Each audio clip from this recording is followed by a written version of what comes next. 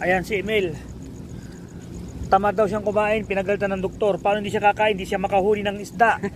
Wala kaming iluluto, wala kaming pang-ulam. Mga ka-fishing. Ito na naman kami. Wala pa kaming huli, dadalawang maliit pa lang. Di may huli na. Oh, ipakita mo yung pain mo. Masarap pa yung pain namin sa nahuli namin ngayon. Aray.